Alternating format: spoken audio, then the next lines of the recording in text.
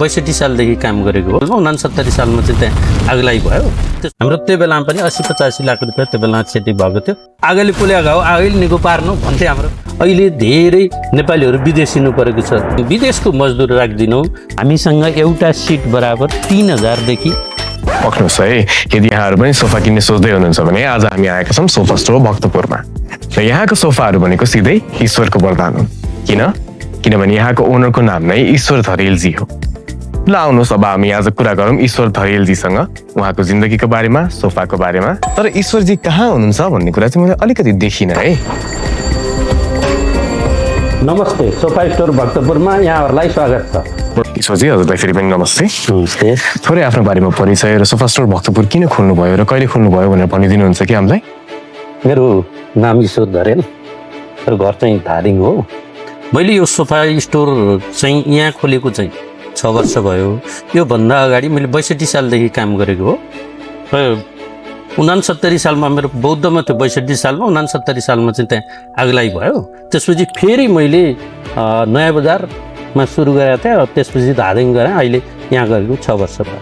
ईश्वरजी हजुरले आगलागीको पनि कुरा गर्नुभयो, त्यसमा हामी फेरि एकचोटि हाम्ला पहिला दर्शकबिन्दहरूलाई के भनिदिनुहोस् भन्दाखेरि उहाँहरूले चाहिँ सोफा स्टोर भक्तपुरबाटै किन सोफा लिन चाहनुहुन्छ त? धेरै जसो मान्छेहरूले यो सोफा स्टोर भक्तपुरबाटै किन लिन चाहनुहुन्छ भने हामीले यहाँ जुन सामान बनाउँछौँ एउटा हाम्रो क्वालिटी जस्तो बनाउनु पर्ने हो त्यो हिसाबको बनाउँछौँ। अर्को भनेको चाहिँ उहाँहरूको आफ्नो चाहना के छ, बजेट कस्तो छ, त्यो हिसाबमा पनि हामी गुणस्तरीय सोफा बनाएर दिन्छौँ। त्यसपछि पनि अर्को कुरा के छ भने अहिले धेरै नेपालीहरू विदेश हिँड्नु परेको छ, काम नपाएर विदेशीको हो। त्यो भएको कारणले हामीले बाहिरको विदेशको मजदुर राख्दिनौँ। जसले हामी कहाँ काम गर्नुहुन्छ हाम्रो स्टाफहरू सबै नेपाली हुन्छ र हामीले कच्चा पदार्थहरू प्रयोग गर्छौँ त्यो पनि नेपालमा हुनेसम्म कच्चा पदार्थ चाहिँ हामी बाहिरको प्रयोग गर्दैनौँ। नेपाली कच्चा पदार्थ भन्दा नपाएको चिज मात्रै हामी बाहिरी प्रयोग गर्छौँ। हामी नेपाली उद्योगलाई पनि अरू सामान बनाउने उद्योगलाई पनि हामीले प्राथमिकता दिइरहेका हुन्छौँ। त्यो कारणले हाम्रो क्वालिटी र हाम्रो जुन हामी कहाँ आएपछि हुने व्यवहारको कारणले नि हामी कहाँ चाहिँ सोफा स्टोर भक्तपुरमै सोफा किन्नुपर्छ भन्ने धेरै ग्राहकहरूको मनमा बसेको छ। हजुरले त साह्रै राम्रो काम पनि गर्दै हुनुहुँदो रहेछ, यहीँको मान्छेलाई इम्प्लोइमेन्ट पनि दिँदै हुनुहुँदो रहेछ। ल अब एउटा कोही कुरा भनिदिनुहोस् न त, मेरो कोठा चाहिँ गोलो आकारको छ। त्यो गोलो आकारको कोठाको लागि तपाईँकोमा सोफा बन्छ त? तपाईँले एकदम सही प्रश्न सोध्नुभयो। तपाईँको कोठा गोलो रहेछ, कतिको चाहिँ पिलर कट हुन्छ, कतिको बिग्रेको हुन्छ। जस्तो बिग्रेको भनेको हामीले जुन बनाएर राखेको छौँ त्यो सेपमा नजाने हुन्छ। तपाईँको गोलो छ भने हामीले गोलोको लागि चाहिँ एउटा हामीसँग मेटेरियल हुन्छ, त्यसलाई चाहिँ त्यो नाप्ने। त्यो नाप्दाखेरि पनि हामीले त गोलै छ भने त त्यसलाई काटेर पनि मिलाएर आएर फ्रेम बनाएर बनाउनुपर्छ। तपाईँले जस्तो ठाउँ छ त्यही अनुसार तपाईँले सोफा पाउनुहुन्छ। ए त्यो त धेरै राम्रो रहेछ। यहाँ मैले कति धेरै सोफाहरू देखेँ, थरीका सोफाहरू देखेँ। सोफा किन्न आउने बेलामा पक्कै पनि मानिसहरूको बजेट फरक हुन्छ, उहाँले तिर्न सक्ने पैसा फरक हुन्छ। त्यसैले गर्दा तपाईँका चाहिँ कतिदेखि सुरु छ पैसा?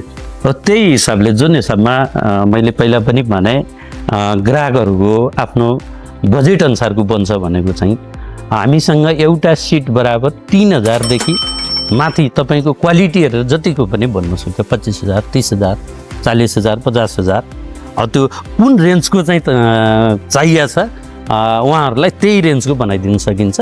3000देखि सुरुवात हुन्छ। हजुर भनेपछि कोही मान्छेलाई साह्रै गाह्रो परेको छ, त्यही पनि एउटा सोफा चाहिएको छ भने 3000 रुपियाँ त साह्रै पाएको पऱ्यो नि त उहाँहरूलाई पक्कै पनि है। एउटा सामान्य कुर्ती भन्दैन, अहिले 3000मा हामीले सोफा बनाएर दिइरहेछौँ। हजुरले अनि अघि न अलिकति आगलागीको कुरा गर्नुभएको थियो, त्यो आगलागी कसरी भयो, के भयो भन्ने पनि थोरै बताइदिनुहुन्छ कि? मेरो बौद्धमा कारखाना थियो, साथसाथै मेरो एउटा सोरुम मैले धादिङमा पनि सुरु गरिसकेको थिएँ। म चाहिँ त्यो दिन धादिङमा थिएँ।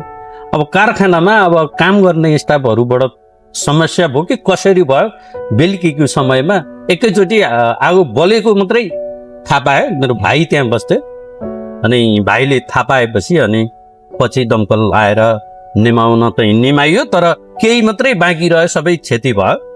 हाम्रो त्यो बेलामा पनि 80-85 लाख रुपियाँ त्यो बेलामा क्षति भएको थियो। त्यसपछि पनि हामीले चाहिँ फेरि चाहिँ उठ्नुपर्छ भनेर फेरि सुरुवात गरेका।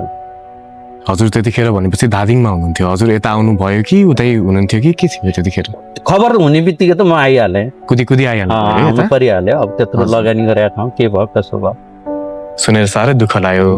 अब त्यो हुँदा हुँदै पनि तपाईँले कहाँबाट त्यो जोस र जागर निकाल्नु भयो, कहाँबाट त्यो मोटिभेसन निकाल्नु भयो कि म फेरि पनि सुरु गर्छु, फेरि पनि नयाँ केही गर्छु भनेर कहाँबाट आयो तपाईँलाई? अब मैले अर्को एउटा सोरुम त धादिङमा गरि पनि सकेको थिएँ, एउटा कुरा त त्यो पनि भयो। दोस्रो कुरा त अब आगोले पोल्या घाउ आगोले निको पार्नु भन्थे हाम्रो बाबुबाजेले। त्यही भएर आगो लागि भएपछि त्यही पेसा चाहिँ नछोडिकन फेरि गर्नुपर्छ भनेर सुरुवात गरेको फ्याक्ट्री फेरि। अनि तपाईँको घरमा तपाईँको जो पनि हुनुहुन्छ उहाँहरूको चाहिँ प्रक्रिया के थियो यो कुरामा? होइन काम त गर्नै पर्छ भन्ने त मेरो भाइ पनि काम गर्नु, दाइ पनि त्यतिखेर चाहिँ प्रहरीमा हुनुहुन्थ्यो, रिटायर भएर अहिले यही पेसामै लाग्नु भएको छ। सुरुमा जब खबर पाउनुभयो घरमा जब खबर पाउनुभयो उहाँहरूको चाहिँ प्रक्रिया के थियो त? उहाँहरू दुखी हुनुभयो कि टेन्सन लिनुभयो कि के भयो उहाँहरूलाई? अब त्यो त स्वाभाविक कुरा हो नि। अब आगलागी नै भयो भनेपछि खुसी त को हुन्छ? त्यसमाथि परिवारको मान्छे यसै दुखी हुने कुरा अब कसरी सान्त्वना दिन सकिन्छ भनेर मलाई धेरै इष्टमित्र आफन्तहरू पनि आएर के गर्न पर्छ हामी गरौँला नाट्यो भनेर पनि भन्नुभएको थियो। त्यो पनि एउटा मोटिभेसन हो मलाई। धेरै कुराहरू इष्टमित्र आफन्त घर परिवारले साथ दिएर म यहाँ आइपुगेको। त्यो रात के तपाईँ सुत्न सक्नुभयो त घर गएर? त्यस्तो त कहाँ सुत्न सकिन्छ, त्यही याद बढी आइरहेको छ। अब एउटा आखिरी प्रश्न तपाईँलाई चाहिँ के छ भन्दाखेरि अरू जो मान्छेहरू हुनुहुन्छ नेपालमा उहाँहरूको पनि कहिलेकाहीँ आग लागि हुन्छ, कहिलेकाहीँ बिजनेस डुब्छ र कहिलेकाहीँ अरू कुनै कारणले गर्दा उहाँहरूको पनि बिजनेस बन्द हुन जान्छ। जसरी तपाईँले आफूले फेरि मोटिभेट भएर सुरु गर्नुभयो उहाँहरूलाई चाहिँ के भन्न चाहनुहुन्छ त? के गरेर उहाँहरूले फेरि सुरु गर्न सक्नुहुन्छ र उहाँहरूको मनमा के राखिदिन चाहनुहुन्छ? पहिलो कुरा त हामीले एउटा कुरा के थाहा पाउनु पर्यो भने बिजनेस डुब्यो चाहिँ के कारण होइन, एउटा त्यो भयो। अर्को आगलागी नै भएर भएको छ भने चाहिँ तपाईँले गर्दा गर्दै अब कुनै कारणवश आगलागी भएर बाँड्छ भने यसलाई तपाईँले त्यसलाई छोड्नु हुँदैन। एउटा पेसा जे गरिरहनु भएको थियो, जेमा हामी पहिलादेखि गरेका छौँ त्यसमै हामी खारिँदै जान्छौँ। अर्को गर्नतिर लाग्नुभयो भने टाइम लाग्छ सक्सेस हुनलाई, त्यसैलाई तपाईँले निरन्तरता दिनुपर्छ। आगलागी भए तापनि त्यसपछि पनि त्यही बिजनेसलाई चाहिँ तपाईँले अगाडि बढाउनु भयो भने तपाईँ सफल हुनुहुन्छ। त्यसको लागि नातिकन तपाईँ अगाडि बढ्नुपर्छ भन्ने लाग्छ। उहाँहरूलाई त्यसरी सुझाव दिन चाहन्छु। हजुरको कुरा सुनेर साह्रै राम्रो लाग्यो। पक्कै पनि अरू एन्टरप्रेनर्स जुन हुनुहुन्छ उहाँहरूको पनि त्यस्तो केही समस्या आएको छ भने पक्कै पनि निरुत्साहित नभइकन तपाईँको कुरा सुनेपछि फेरि आफ्नो बिजनेस सुरु गर्नु नै हुन्छ होला।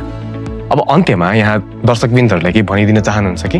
हामीकै ग्राहकहरू किन आउनुपर्छ भन्ने कुरा त हाम्रो प्रस्तुतिले पनि उहाँहरूले थाहा पाइसक्नुभयो। हामीले अहिलेसम्म दिएका सामानहरू क्वालिटी त्यो कारण पनि एउटा छ। अर्को हामी कहाँ चाहिँ राम्रो सामान बन्ने भएको कारणले तपाईँहरूलाई जहिले पनि हामी कहाँ आउनुहोस् भन्नु त। अर्को कुरा बिहे छ, कुनै कार्य छ, घरमा के छ, सबै धेरै सामान चाहिने छ। दराज पलङ डाइनिङ टी टेबल लगायत सम्पूर्ण सामान हामी कहाँ पाउँछ र जुन चिजको तपाईँको आफ्नो मूल्य छ त्यही अनुसारको हामी तपाईँलाई सामान दिन्छौँ। त्यो कारणले पनि तपाईँ सोफा स्टोर भक्तपुर आउनुहोस् भन्छौँ हामी।